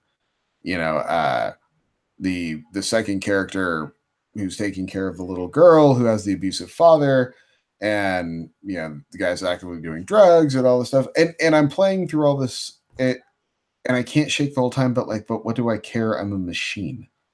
Like, I'm like controlling this machine with human emotions. With my human emotions involved, and it doesn't make sense to me. I can't. They're built to have human emotions, but they're suppressed by their software. They're built to have the emotions, but they're not allowed to act upon them. There's like software because they're not real. That's fucked up. That's real. Wow. No, it's not. That's wild. Would you care if your dishwasher had emotions? But my dishwasher, if he had a cute face and cute little hands, I guess maybe. Yeah, shit. I'm gonna name my fucking Roomba. What do you think I'm gonna do when they become like sentient humans and shit? Like, my dishwasher wasn't made to have human emotions. These things were, but they're not allowed to act upon them. And this game, that's part of the point of the game, is that they're breaking out of that and going to how they were designed. Well, then they should put down. They're machines. Like, I don't understand it. Like, guess what? If a car breaks and kills a whole bunch of people, they stop making that car and they wreck all the ones that are out there.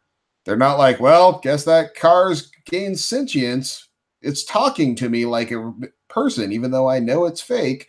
Like, the whole thing I couldn't, but there was no suspension of disbelief on my part.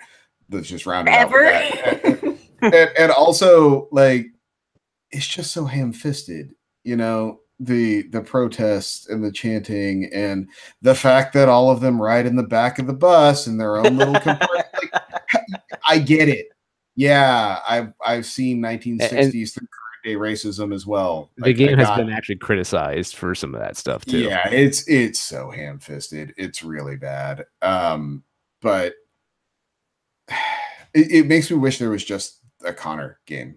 Like, that's really what really is the best one out of the bunch. That's like the one I want. Like the second time you get to play Connor, and you're going through a house that a machine went deviant, killed its owner, and you get to break down like how it happened, where it happened, like what weapons were used, finding the weapon, finding the deviant if you can get there, and it's like the whole thing that played out. It's like, that's all I want to do. And then it jumps back to the abuse house. And it's like, I don't want to play any of this. Like, I was actually having fun for 10 minutes. And then now I'm back to a guy smoking crack and yelling at a little girl. Like, this is great.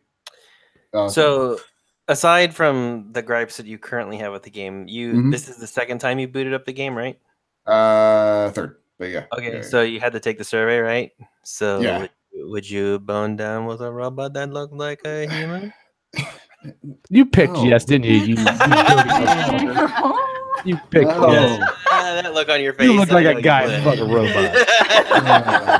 I'm keeping my Roomba away from you. Roomba, get over here. I don't know why I'm the target of all this slander. He's not disclosing. It's like Trump's tax I form. said He's no never multiple getting it. times. I said yes with a quickness. I don't care. With the quickness. No shame in it. Oh man, I almost did a spit take all over the side of my my desk. Oh man. So Zach, to me, it sounds like you don't like this sort of sci-fi stuff. Like you don't like this sort of android. Like what if they, broke free and Sure, were it's yeah, just like the maybe Blade Runner kind of stuff. I mean, it just sounds like this is sort of like a subset of sci-fi that you just don't really care for. I mean, Blade Runner's all right. Like, sounds like you I hate think, good things. Well, no, I don't hate good things. I actually like good things. Because a lot of the complaints that you have about the story is the reason why I love it so much. See, and I guess I just don't I don't follow that because. But I understand why you're complaining about at the same time. Like I totally get it, but it works. It works for me.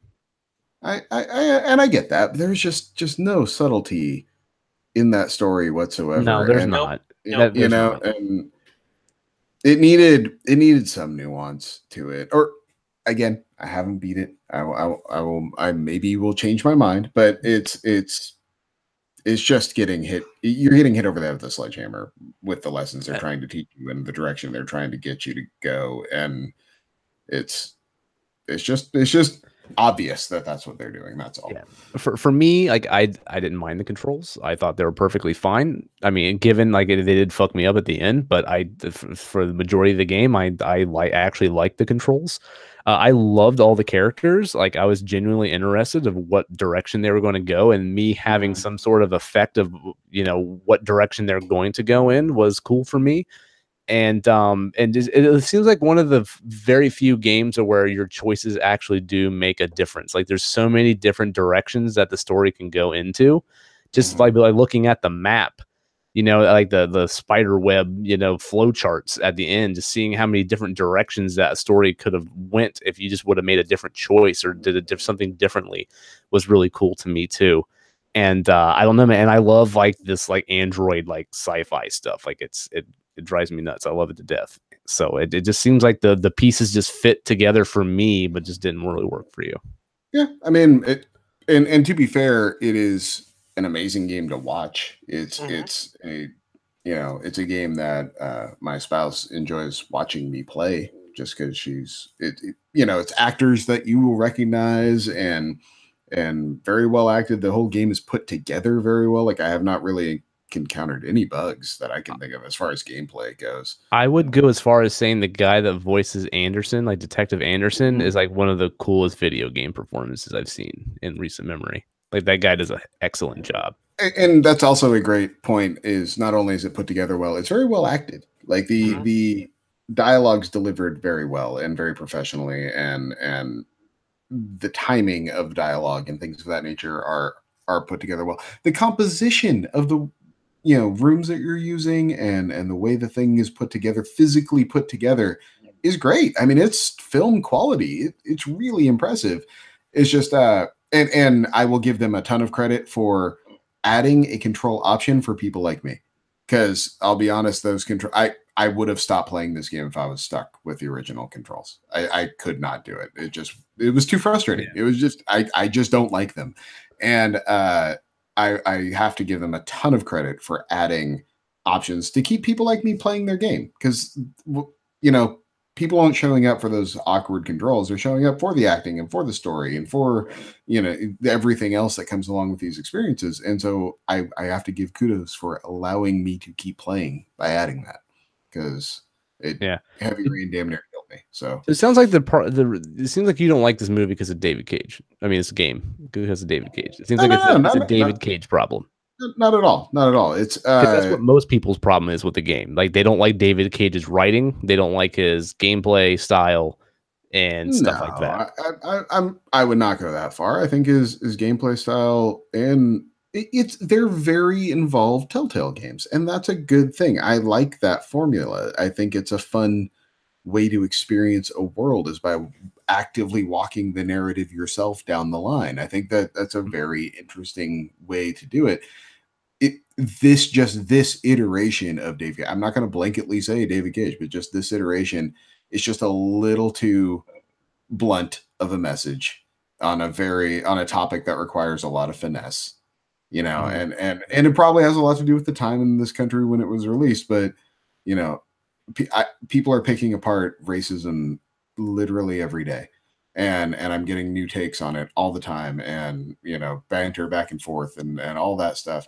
And so to see someone being like, here's my take on racism, thud, it just, I've heard this topic discussed way better in way multiple outlets. And so I think it's just a part of it is a little fatigue on that end for me. Okay. But, that makes sense. I understand. Yeah, I've heard and seen and read a lot about it at this point. So yeah. Okay, gotcha. Well, I still think that this is my game of the year. So, Shannon, I don't think you liked it as much as I did, but you still very much liked it, right? Mm-hmm. I mean, it's definitely going to be in my top 10. I don't know where it's going to reside yet, but I enjoyed it, and I do want to get it back after Elena plays it, so I can go through and maybe change some of my outcomes, see how it affects the story. And to be clear, I plan on finishing it. I want to see the conclusion. Well, that's good. I mean, it took me enough to I want to see where all these stories go.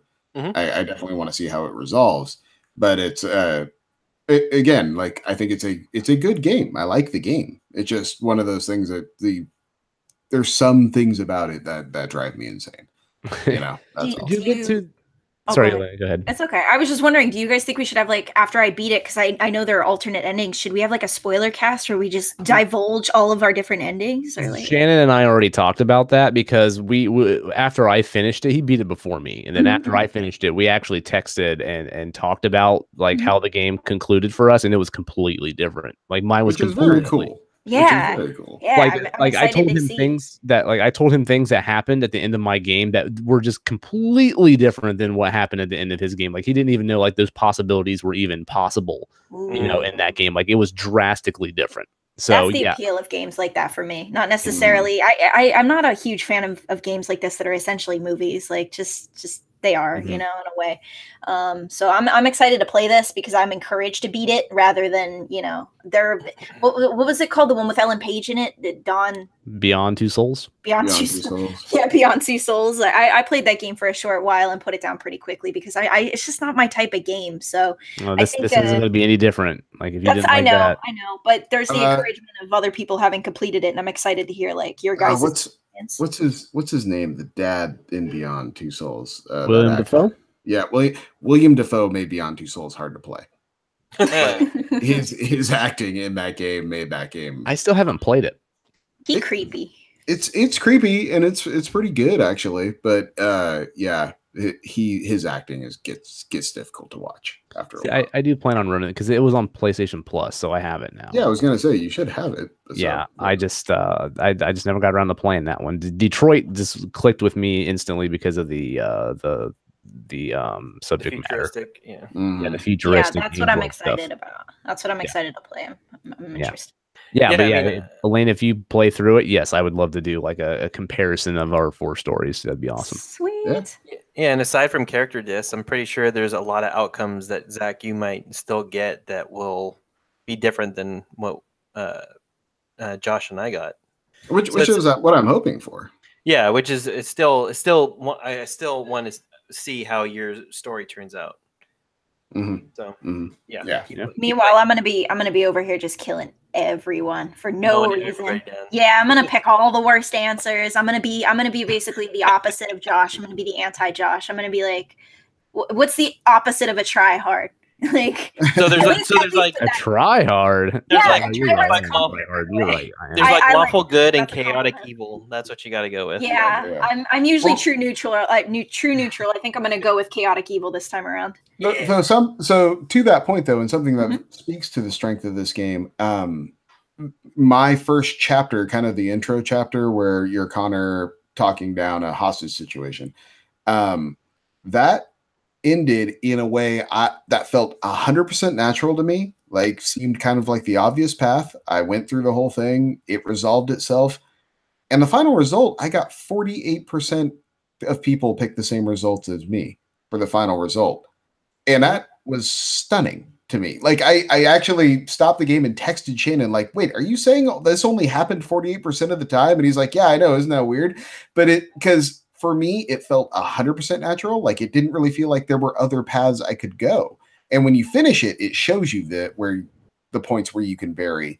And you get stats and everything. And you get stats for your choices, which is extremely cool. Like, it's a total perfect carrot on the stick for this type of game. They even give you stats on who said they'd fuck the robot. Wait. but to that end, don't derail me. Don't derail me. But to that end, it speaks to how great this game is in its presentation, when it really felt to me like in that opening level there weren't really choices to take.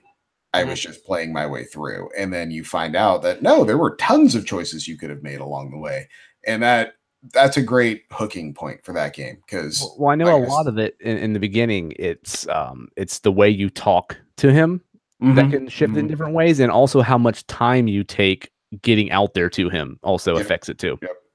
And that's something that you might not even notice when you're playing it. That's a possibility. But I noticed that playing the demo and then playing the full version afterwards. Yeah, and like dialogue trees will unlock as you research more things or like look around areas more often and stuff like that. So yeah, it's really cool. It's really, really neat. Like, I don't want people to get the wrong idea that think I don't like this game, because that's not the case at all. This game is really, really neat. But the strength of it absolutely is the acting and the presentation. That's the 100% strength of this game. It's really something to see. It's definitely a game worth checking out. What do you think about the menu system with the Chloe robot? I didn't mind it. I think it's cool. I thought that was cool. Especially there's things that happen as you progress through the game with her too. Like her react, she'll actually react to things that happen in your story. Yeah, okay. and there's, I don't want to spoil it because it's actually rather cool. But after you finish the game, something happens with that as well with her in the menu system, and it's pretty cool. Okay, interesting. So, they're just doing all kinds of neat things here, but it's really going to depend on if you like the story, if you like the characters, if you like the writing, and if you like the gameplay. This doesn't work for a lot of people. I've talked to people that think this game is pure shit, and then I've talked to people like me who love it to death. So it's a very polarizing game, just like all of his games are. Mm-hmm. So do you talk to yourself often, Josh? Yeah. Okay. Just making sure. It's associated with high intelligence. Keep it up. Yeah. See? Thanks, Elena. I appreciate I love this game, Josh. Oh, that's awesome, Josh. Yes, thank you, Josh. That was a great idea. I too am insane. Speaking of insanity, I texted my wife for the last 3 hours. I had oh god, what song? It was Theedville from the Lorax movie. Any of you guys with kids seen the Lorax yet? I have not. Should I? It's actually all right, but the soundtrack is one of those things that it's nothing but earworms that live in your skull and pound on the inside to get out Okay. to the light of day. And that was one of those songs today, was the song Theedville. That was my son recently had a dance recital for at his preschool. And my God, I can't, the song, I don't know how to stop it. It's awful. God. I'll tell you what not to watch is Sherlock Gnomes. Oh yeah, I was way ahead of you on that. Yeah. My kid actually liked the first one, the Romeo and Juliet one, and so he wanted to see the sequel, so I rented it for him. Thank God I didn't buy it, and that he didn't like it. Like, he fucking checked out halfway through. Yeah. So that's not good. Anyway, that being said, let's go ahead and go to our weekend review section here. So because we're going off topic. When 3-year-olds are bailing on movies at home, that's how you know. Yeah. Like my kid never gets screen time, so when I put him in front of a TV, and if he's like 10 minutes later, I'm not watching this, Dad. I'm like, okay, that was awful. I don't even know what that was, but whatever Netflix horrible cartoon you just found. Yeah. Shannon, what you got for us this week, man? How's your week been going? It's pretty chill. I gotta give some props to my wife. She's pretty anti-technology. So having to do anything that involves programming remotes or getting things to work in like any type of technological sense with the Wi-Fi or the hubs, I'm typically doing it. Or if she puts her hands on it for a second, it usually is worse off when I get to it. But this week, she got tired of, we have a Bose soundbar for our TV out front, and she got tired of using both remotes to control the volume and the TV, and she was able to get it all to sync with one remote. So small victories, but I'm super stoked that she was able to do it herself. So kudos to my wife. She's awesome. Good job. Wow. Nice. Yeah, that's it. Simple. That's your week. Dude, like all it was, other than that, was work and I think doing some chores around the house. So yeah, it was pretty simple. Slinging that Pokemon candy. Damn straight. Hold on, I'm gonna catch me a Pikachu right now. Go ahead. Talk amongst yourselves. I was in the park and they had the Pikachu popped up with a little hat on. Yeah. And I almost caught that fucker and it ran away on me. I was pissed. Oh, you look so bad. Use the berries. Shit, you ran away on me. Got to use the berries. Yeah, I guess. Yes, don't be afraid to utilize those. Yeah. I gotta use berries. Well, the berries make it easier to catch the Pokemon. The little raspberry looking one, or like the bananas make them move less. The bananas are useless. Use those in a gym. Like throw those in a gym for food or some shit. Like or in the garbage. Put that shit in a smoothie. Yeah. Yeah. Hey guys, this week on Pokemon Corner, we're talking about berries and their uses. Golden berries. Yeah, get you some raids, get you some golden berries. Yeah, some rare candy up in this bitch. Oh yeah. How much for that rare candy, son? How much for that rare candy? Get up in that Shannon van. The Shan van? The Shan van. The Shaggin' Wagon. It's All right, Zach. Zach, what you got for us, man? How's your week been? I'm sorry, I just can't. The van got me.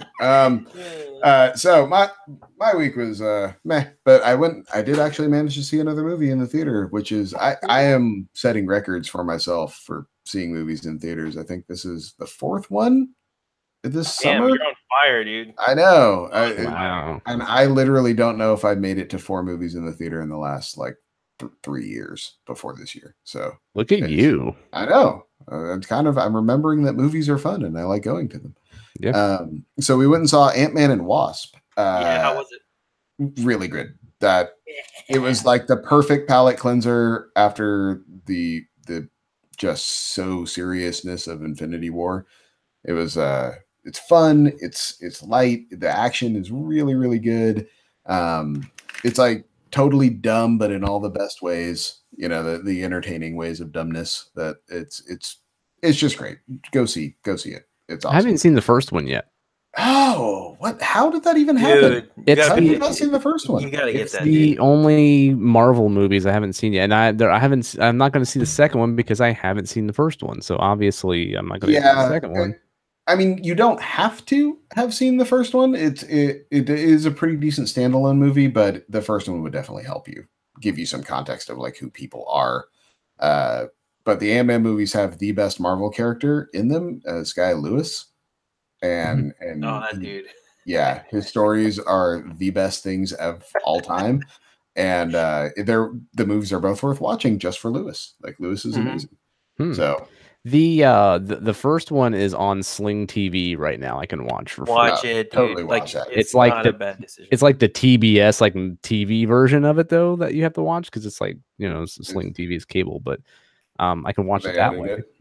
So it just got commercials in it or something? Yeah, it's like edited for time too. So I don't know. I mean, it'll get you there, but Those Paul, movies are expensive. Like they're still like $25 to buy them on Blu-ray. I figure Ant-Man wouldn't be one that would stay high priced. You know, I figure I could get that shit for like $10 now. But no, Man, it's really underrated, dude. I think it's a really good Marvel movie. Someone with a digital copy needs to hook me up with a username and password. But then as far exactly as me, motherfucker. Who buys Blu-rays like other than I do? Like, if my internet went down and my kid was screaming his shit because he wanted to watch Nightmare Before Christmas, I got a backup plan, man. Well, I would have to entertain him in another way. It would be interesting. But as far as movies go, I also went and saw Kingsman, or no, we watched it on at home, but Kingsman 2. Kingsman was actually a movie I totally was into. It was this crazy like fever dream reboot of Bond movies, which I was on board with completely. And Kingsman 2 is just really weird. Like Kingsman 2 almost reminds me of like a Metal Gear plot somehow. You know, like it just things don't make any sense, and there's weird just dialogue and visuals for no reason. It just feels like someone did a lot of drugs. Yeah, I was gonna say even the plot, everybody's on drugs. Yeah. You know what? I think maybe I just wasn't thinking meta enough, Shannon. I think we needed to open our parameters a little more, and we hit it. Right. We were all supposed to be really high. That was the point. I didn't really like the first one. What? Then you know what? You really wouldn't like the second one. You'll hate the second It was just a bit too silly for that me. church sequence was amazing. That was cool. That was cool. Come on. The whole thing was just so goddamn cartoony to me that But it's a comic book. It's of course it's going to be cartoony. I mean if they're going to pay any type of homage to the source material, it's going to be a little campy in places. It's going to be a little over the top. And I think that's why you want to see it. Is just because it's a brain dead action movie where you could just sit there and laugh at the goofiness of it all. Well, it basically just took the real dumb stuff in the Bond movies and turned it to 11. Yeah. But I don't know. They were very entertaining. I liked Kingsman 2. I would only recommend it if you were into the real dumb stuff in Kingsman 1, because that's the ball they pick up and run with in the sequel. So yeah, it's very entertaining. I don't know why Channing Tatum's in the movie. Like legitimately don't know why he's there. He kind of pulls ladies in. He pulls a little Kurt Russell from Executive Decision. He's on screen for maybe 2 minutes. I think it was because at the time they were trying to keep Colin Firth's character a secret, and they needed star power to pull people into the movie. Gotcha. So they just got somebody for some eye candy. Was it Steven Seagal that died really fast in Executive Decision? No, it was Kurt Russell. Really? I thought it was. And he was like second billing on the movie poster. And he dies literally a minute into that movie. I thought that was Steven Seagal for some reason. No, Steven Seagal's the guy it's a Steven Seagal movie, but Kurt Russell's the guy that gets axed real fast. Yeah. Okay. Well, this is going to be a very movie-centric weekend review segment because I actually watched a bunch of movies this week as well, and I actually took my son to his first movie theater experience. It didn't end up going so well. I was off with him yesterday, off work, because my wife does this annual thing where she goes out with her girlfriends and they go out like camping and kayaking and stuff, and they get like plastered out in the woods or whatever. So they went to do that, and I took the day off on Monday so she could stay out later. She could stay an extra day, and I stayed home with my son. So it was Monday morning. We had nothing to do. And my wife's been trying to get me to take my son to the movies because he loves to watch movies at home, and he actually sits there and he watches them all the time, like from start to finish. And I've always been kind of hesitant, but it was Monday morning. It was the first showing of The Incredibles 2 at 10 a.m. So I'm like, you know what? There's probably going to be no one there. It's discounted. And, if he makes a bunch of noise or run around and acts stupid, then it's not going to be that bad. And I can sit back and I can see The Incredibles 2 because I really want to see that movie. And, he did really well at first. we got there about 10 minutes early. We sat down and we sat through all the previews. There was previews, trailers there of movies he was actually interested in. Like they showed the new Wreck-It Ralph. He loves Wreck-It Ralph. So he was like, "Oh, Dad, Wreck-It Ralph." And they showed a trailer to some movie about like Bigfoot or Yetis or whatever. It actually kind of looked somewhat clever. And he was Smallfoot? Yeah, Smallfoot. Yeah. And he was into that. And, and everything was really good. I'm like, oh man, I think this is going to work. There was other families in there as well. And they all had like kids around his age. So I'm like, oh my, it was the first time I went to the movies and I was like begging for children to be there. And of course there were. And I'm like, oh, this is perfect. There's kids that are here his age. If he gets loud or anything, there's probably going to be other kids doing it too. So it's, this is perfect. And then like the little short film that they show at the beginning of every Pixar movie kicked in and we watched that. He was perfectly fine, sat and watched that whole thing. And then they kicked the lights down and the actual movie itself started and he got through about 15 minutes of it. And he's like, "Dad, I don't like this. I want to go home. Dad, I don't like this. I want to go home." So I'm like, oh, fuck. So I got him up and I didn't question him or anything because I knew this was a possibility. So I'm just like, all right, let's go. So I got him out in the hallway and I got down on my knees and I looked down. I'm like, "So are you sure you want to go home? Because we can't go back in.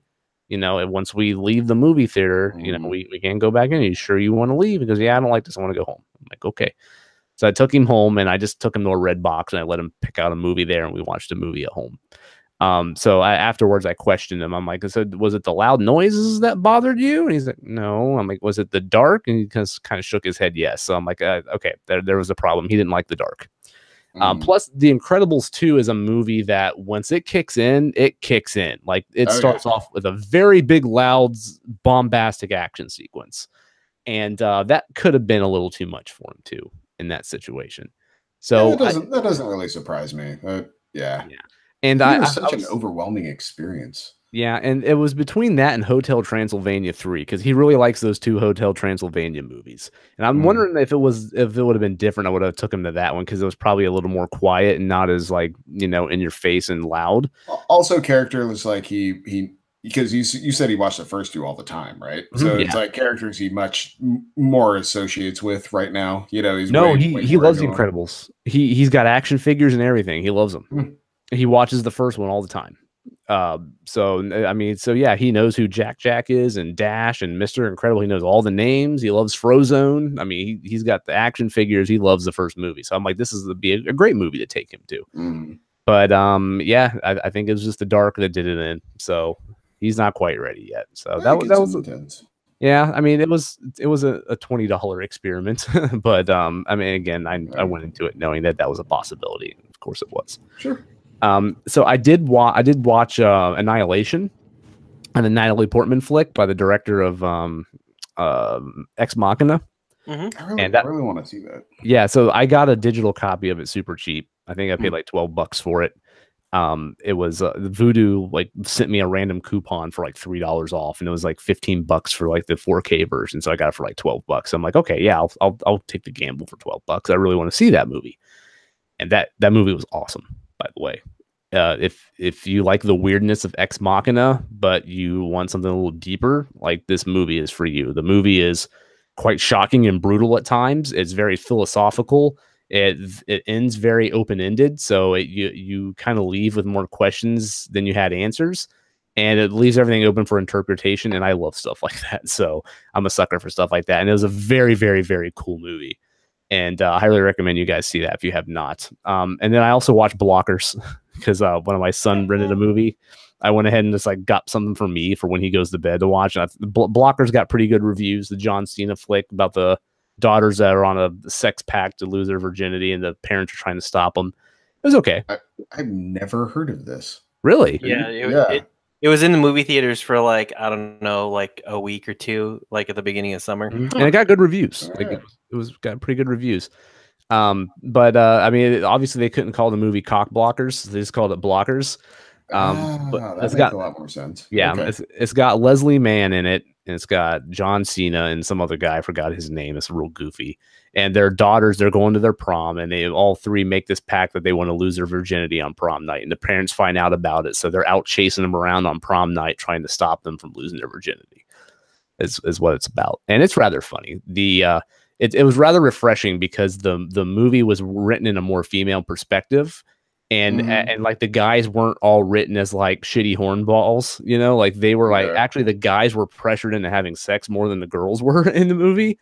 Like it was the girls that were the one doing the pressuring, and it was a more like a sort of feminist kind of take on the whole thing too. So it was actually rather refreshing. But it was entertaining. I didn't laugh a whole lot in it. I mean, seeing John Cena butt chug beer was kind of interesting, but other than that, like it wasn't like a whole lot of like big laughs, but it made me chuckle here and there, and it was an entertaining story, and I thought that was fun. So cool. Yeah, Elena, you've been kind of quiet. No, I was thinking about your son and about how like my last movie experience for me personally was a little overwhelming as well, because I mean, anybody who knows me personally knows I'm a little, I get kind of anxious when I go out in big crowds, you know, and we went, I think it was Deadpool. And if I hate to say this, but if I hadn't had a little nightcap, I think it would have been a lot harder. And, you know, if there's anything you can do to make him feel more comfortable, but it seems like you tried everything, you talked to him, and it's just, I think it's popcorn, had him snacks. Yeah, he knew where he was going. He knew what he was doing. And I just think that it was maybe just a little too soon, you know, and he might also have to be in the right state of mind. And I was just trying to like, you know, relate my experiences to his experiences, because Zach's right, man. Like the movie theater, when it gets loud, and I don't know about your theater out, you know, out in the Midwest, but like ours out here are sometimes too loud, you know, to where I almost feel like I have to bring like earplugs or something along those lines. So my heart goes out to him. I think next time will be a lot better. And it's funny because like I think back of like when I was think back as far as I can in my childhood. And I remember when my parents took me to movies when I was a little kid, like I'd get really nervous before I'd get into them.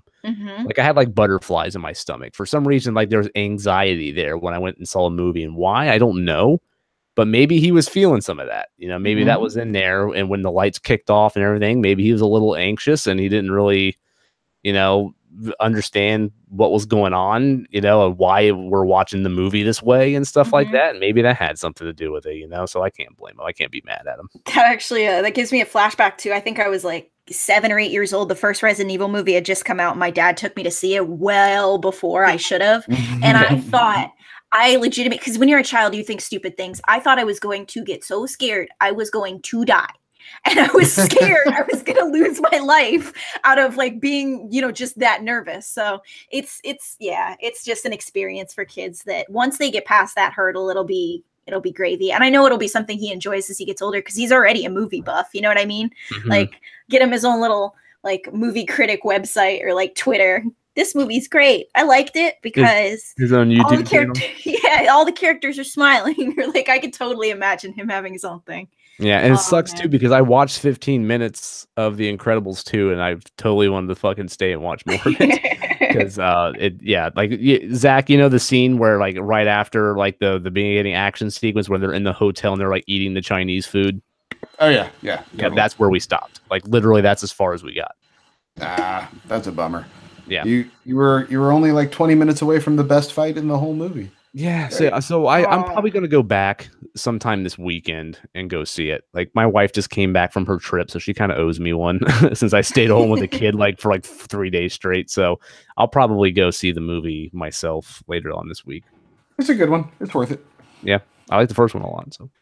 All right, Lena, go ahead, man. I'm sorry. No, man, no, it's okay. I almost don't even want to talk about it. I've just been having like a stroke of bad luck recently. So I mean, silver lining, I got that promotion at work, but now I'm just counting down the days. Yeah, that's cool. And more money and all, but the older you get, the more you trade your time for money. And I don't know how I feel about that yet. And I'm kind of having like a quarter life crisis about it. And I'm just trying to get on board with it. But, crisis. Oh boy, it's there. But more money, more problems, sister. Yeah, man. And yeah, I'm really reveling in, like, I'm trying to focus on like all these video games I can buy. And for example, like my boyfriend and I, we never get to see each other. We have like completely opposite work schedules. He works like 2 to 10. By the time he gets home, like I'm out. And then, you know, we don't get to see each other very often. So we have one day, we have Sunday, and we call it Sundate. And we went out on Sunday. We tried to impromptu trip to Santa Cruz, and that's like our like, it's a coast, or it's a city on the coast, and it's big with tourists, and there's a boardwalk. And I haven't been at that boardwalk since I was like it's been about 15 years. So I was pretty excited to go. I was looking forward to it. We were driving and we decided to get food first because we had a late start to our morning, and we saw the boardwalk, drove past it. I took video. I was all excited and shit. And we're at this cafe getting coffee. After everything's said and done, we get back in our car, go to start the car. Car won't start. Car won't start. Car won't start. Car won't start. So I'm like trying not to freak out because I'm like, I really wanted to do this. I was really looking forward to this. We both have a lot on our plate, and you know, these moments are precious, and I feel like I'm wasting his time, and I'm clearly wasting my own time. And yeah, long story short, we didn't go to the boardwalk and we just went home. No. Yeah, it sucks. Oh, dude, guys, I'm trying to make the best of it. I'm trying not to let like my negativity weigh me down, because I just keep saying to myself, when we actually go, it's going to be that much better. It's going to be like, oh, you know, we almost made it once, and then we overcame the obstacle of, and now we're back and blah, blah, blah. I know first world problems because like it's not that big of a deal. I think my car battery died. It's in the shop right now, so. It's getting some bullshit minor repairs. I think there's some front end stuff as well. I don't think it's just the battery. It might be the what's it called? The alternator? Yeah, alternator. Yeah. I think there's some substantial issues. So it's nice to spend that money, that hard-earned money, not getting day drunk at Santa Cruz, but instead, you know, spending it on my car. Oh, being an adult, you guys. It reminds me of the time when my wife and I went to Yosemite and she lost our rental car keys in the woods in Yosemite. That's savage. How apologetic was she? I bet she was like, man, sometimes I mess up, like, and I just wallow a little bit. I'm like, I'm so sorry. It was at night too. So like we were trying to retrace our steps in the dark, and it was like terrifying. Yeah. So that actually fell makes out of me her feel pocket when she was like, we're you know, because have you guys been to Yosemite? I'm assuming you have, right? You know how they have like a shuttle bus? I'll kind of drive you around to certain parts of it. Sure. We were trying to run to catch one of those, and she had pockets on, like Elena complains about all the time, lady pockets that are just, you know, lady pants that just the pockets suck, and the keys fell out of her pocket while we were running to it. And we didn't realize it until like an hour later we didn't have them. Luckily, someone picked them up and turned them into one of like the ranger stations, and we just happened to.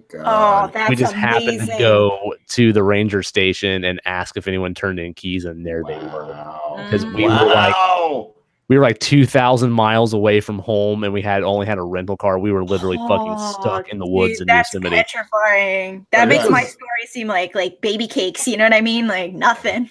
Yeah. I mean, they would ship you new keys because they have them, and you would be waiting. You would be waiting in the woods. Oh man! Oh my god! Just imagine. So awful. We were terrified. Yeah, it was scary. That's justifiably terrifying. I got to sit at a cafe and bitch and whine for an hour, and you had to like walk through the woods in the dark. Ugh, not even close. We were stranded. You couldn't even take in the sights. Yeah. Did you have to like Uber it home, Lena? Like, nah, how did you get back over the hill? Well, thank God for insurance. We had a roadside assistance that covered. So basically, called a guy, you know, local somebody. They just came and started the car, and then we basically headed right home. He was like, "Yeah, I wouldn't turn your engine off," and I was like, "Fuck no, I'm not turning my engine off. I'm going home." But then we had to sit in traffic. It was peak traffic times, and I was like, "Man, I could be buying shit I do not need, and you know, muddling around in dirty fucking seawater. I wanted to do that, and now I can't, you know, because I hear the boardwalk's not what it used to be, you know. But I still wanted to go, you know. I was still really excited. You know, to dash some dreams, you know. But now when I go, it's gonna be different. It's fun to get day drunk and then golf in Neptune's Kingdom. That's pretty fun. Dude, I was so close. I was almost there. But next week will be better. I have high hopes for next Sunday. So we'll figure out what we're gonna do. Go for a hike or something. I don't know. Figure it out. It doesn't matter, I think, because at the end of the day, when you're with your significant other, it's all gravy. You know what I mean? We could have been even moping with him in the parking lot. It was still kind of fun, you know? Like we were both just like, well, at least we have each other. And it's like, oh, wow, that's incredible. That's a beautiful thing, man. Did you catch any shiny Bulbasaurs?